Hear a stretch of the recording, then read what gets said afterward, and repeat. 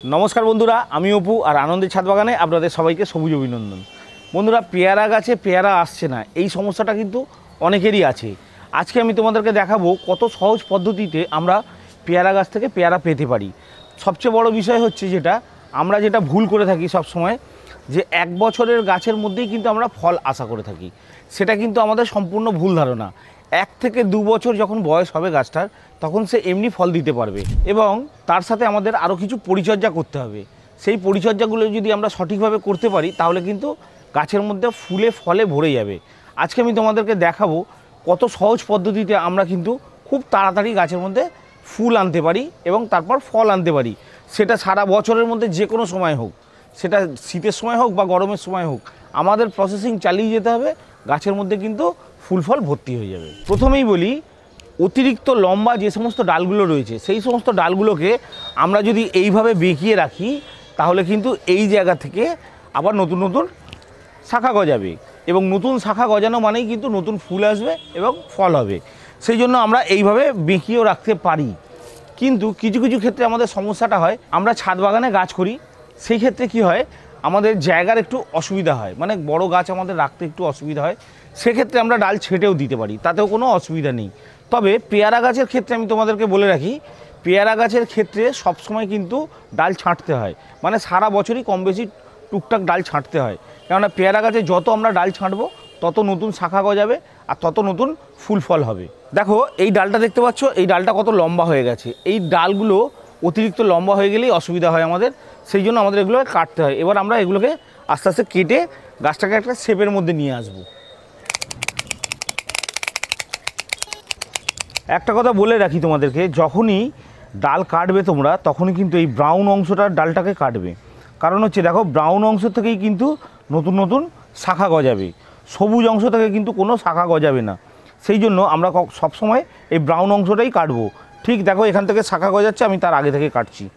দেখো দেখো বন্ধুরা, আমি কিন্তু গাছটাকে কেটে সুন্দর একটা শেপের মধ্যেও নিয়ে চলে এলাম এবং আমার ডালগুলো কাটাই ছাটাই করে দিলাম। এরপরে কি হবে, আমার নতুন শাখা গজাতে খুব তাড়াতাড়ি সুবিধা হবে। এরপর আমাদের গাছের গোড়াটাকে আস্তে আস্তে পরিষ্কার করে নিতে হবে।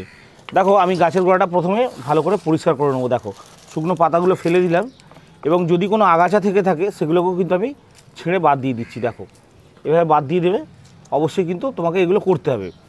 আরেকটা জিনিস খেয়াল করতে হবে, সেটা হচ্ছে যে তোমাকে খেয়াল রাখতে হবে যে এর মধ্যে রুট বাউন্ড হচ্ছে কি না। তোমার যদি গাছের রুট বাউন্ড হয়, মানে শিকড় যদি জড়িয়ে যায়, তুমি যদি টব অনেক দিন পরিবর্তন না করে থাকো, তাহলে সেক্ষেত্রে কিন্তু তোমার গাছে যতই কাটাই ছাটাই করো বা খাবার দাও তাহলে কিন্তু ফল আসবে না গাছে। সেই জন্য তোমাদের সবসময় খেয়াল রাখতে হবে তোমাদের গাছের মধ্যে রুট বাউন্ড হচ্ছে কি না। অন্তত বছরে একবার তোমাদেরকে কি করতে হবে, পুরো গাছটাকে তুলে নিয়ে শিকড় কাটাই ছাটাই করে আবার বসিয়ে দিতে হবে। এটা করতে পারো। এবার যদি তোমার বড় গাছ হয় তাহলে তুমি তো সেটা করতে পারবে না, সেক্ষেত্রে তোমায় কি করতে হবে আমি দেখিয়ে দিচ্ছি। দেখো ঠিক এইভাবে এতটা জায়গা, মানে 2 ইঞ্চি 3 ইঞ্চি জায়গা, এইভাবে আস্তে আস্তে মাটিটাকে কাটবে। এইভাবে মাটিটাকে কাটবে, কেটে একটা খাল তৈরি করবে, চক্র খাল যেটাকে বলে, এরকম চক্র করে খাল তৈরি করবে 2-3 ইঞ্চি জায়গা। খালি করে নিয়ে সেই মাটিটাকে বাইরে বার করে দেবে, শিকড় সমেত মাটিটাকে বাইরে বার করে দেবে। বার করে দিয়ে নতুন করে আবার মাটি দিয়ে তার সঙ্গে গোবর সার বা যে কোনো কম্পোস্ট দিয়ে মিশিয়ে ভালো করে নিয়ে আবার ওই ধারগুলো ভরাট করে দিতে হবে। এটা কিন্তু প্রত্যেক বছরে একবার তোমায় করতেই হবে। শিকড় যেন রুট বাউন্ড যেন না হয়, এটা তোমায় খেয়াল রাখতে হবে। আমার গাছে এখনও কিন্তু রুট বাউন্ড হয়নি। দেখো দেখলে বোঝা যাচ্ছে যে এখনও কিন্তু শিকড় বাউন্ড হয়নি। সেই জন্য আমি কি করছি, অল্প অল্প শিকড় আছে, আমি ধার দিয়ে একটু পরিষ্কার করে নিচ্ছি যাতে আমি গাছটায় খাবার দিতে পারি। খুব ভালো করে কিন্তু খাবার দিতে হবে। মজার বিষয় হচ্ছে যে পেয়ারা গাছ খাবার খেতে খুব ভালোবাসে, সেই জন্য প্রত্যেক মাসে কিন্তু একে খাবার দিতে হবে। কোনো মাসে যদি গ্যাপ হয়ে যায় তাহলে তুমি বুঝতে পারবে যে তুমি গাছে খাবার দিতে ভুলে গেছো। সেই জন্য সবসময় তোমাদের খেয়াল রাখতে হবে প্রত্যেক মাসে কিন্তু একে খাবার দিতে হবে। এবার এই যে মাটিটা ঢিলে করে দিলাম আমি, এই ঢিলে করে দেওয়ার পর এবার আমি গাছটায় খাবার দেবো। এবার কি কি খাবার আমাদের প্রত্যেক মাসে দিতে হবে সেটা ভালো করে লক্ষ্য করো। আমার এই বড় টবের জন্য আমি এখানে নিয়ে নিয়েছি 2 মুঠো পাতা সার। তুমি পাতা সারের পরিবর্তে যে কোনো কম্পোস্ট নিতে পারো। আমার পাতা সারটা বাড়িতে তৈরি হয় বলে আমি আর পাতা সারটা ছাড়া অন্য কোনো সার ব্যবহার করি না। তোমরা 2 মুঠো যে কোনো কম্পোস্ট নিয়ে নেবে। দেখো 1 মুঠো 2 মুঠো নিয়েছি। আর এখানে ছোটো হাতের 1 মুঠোর সর্ষে খোল গুঁড়ো নিয়েছি 1 মুঠো, 1 মুঠো নিয়েছি হাড়ের গুঁড়ো, 1 মুঠোর একটু কম নিয়েছি নিমখোল, আর এখানে নিয়েছি 1 মুঠো শিংকুচি, আর তার সাথে 2 চামচ এসওপি মানে সালফেট অফ পটাশ, যেটাকে আমরা সাদা পটাশ বলে থাকি।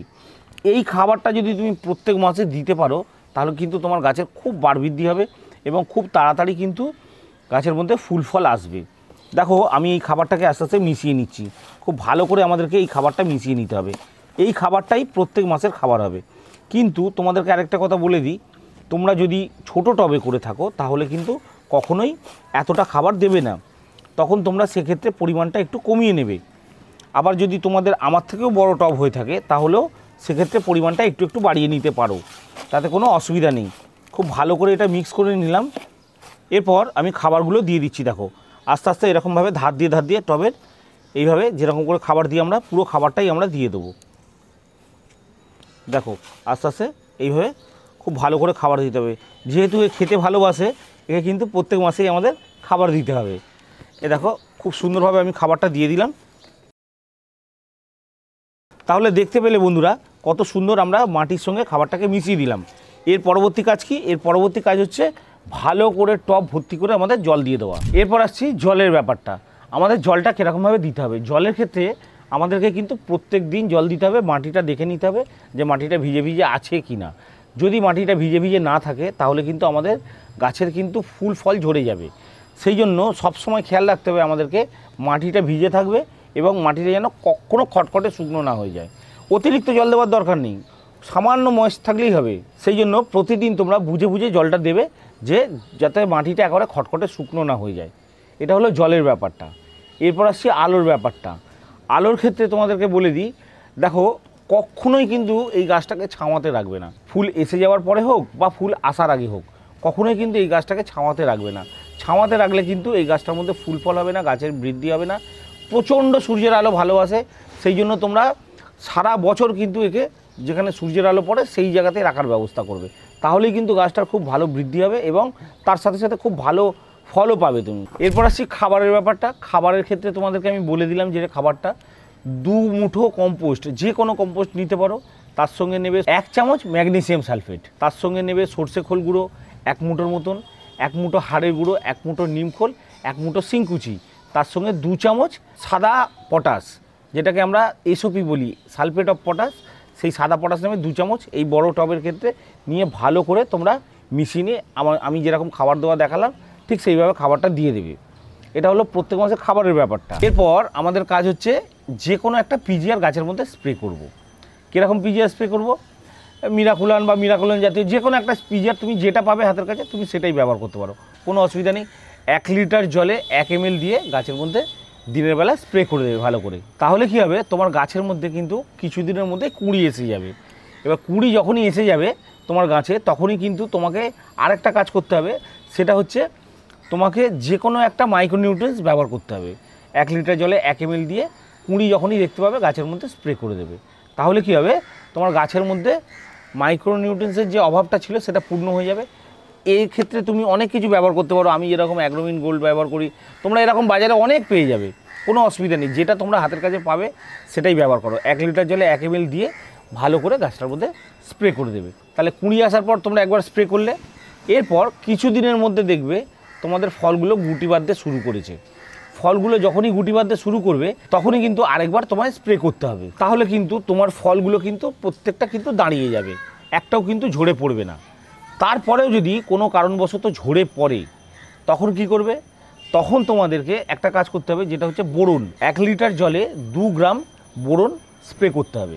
ভালো করে গুলে নিয়ে তুমি গাছের মধ্যে ভালো করে স্প্রে করবে। দিন 15 ছাড়া ছাড়া স্প্রে করলেই হবে।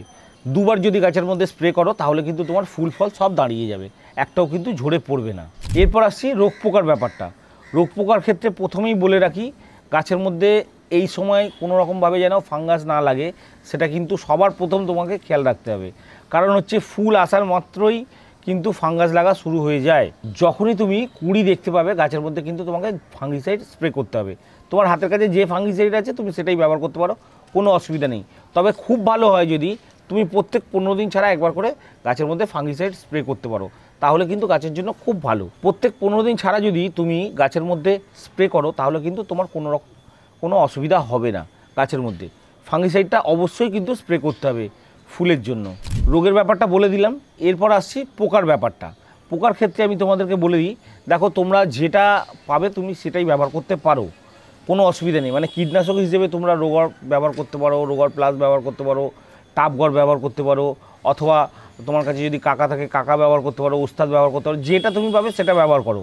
কিন্তু একটা জিনিস আমি তোমাদেরকে বলে দিই, নতুন বাগানি এবং পুরনো বাগানি প্রত্যেকের বাড়িতে কিন্তু একটা করে ইমিডাক্লোরোপিড গ্রুপের যে কোনো একটা ওষুধ কিন্তু এনে রাখবে। সেটা কনফিডার হতে পারে বা অন্য কোনো নামেও হতে পারে, কোনো অসুবিধা নেই। এই ওষুধটা একটু দামি আছে, কিন্তু তোমরা প্রত্যেকে চেষ্টা করবে যে এই ওষুধটা কিন্তু বাড়িতে রাখার। কারণ হচ্ছে কি, একবার হলেও কিন্তু প্রত্যেকটা গাছের ক্ষেত্রে এই ইমিডাক্লোরোপিড কিন্তু লাগে। যদি তোমরা চাও তাহলে তোমরা কাকা ব্যবহার করতে পারো, কাকা খুব ভালো ওষুধ। কাকাটাকে তোমরা প্রত্যেক 15 দিন ছাড়া গাছের মধ্যে স্প্রে করতে পারো, বা রোগর টাপগড় যেটা পাবে তুমি সেটাই ব্যবহার করো, কোনো অসুবিধা নেই। শোষক পোকা যদি আক্রমণ করে তাহলে কিন্তু পাতার আকারের বিকৃতি ঘটে, সেই জন্য তোমরা ইমিডাক্লোরোপিডটা অবশ্যই রেখে দেবে।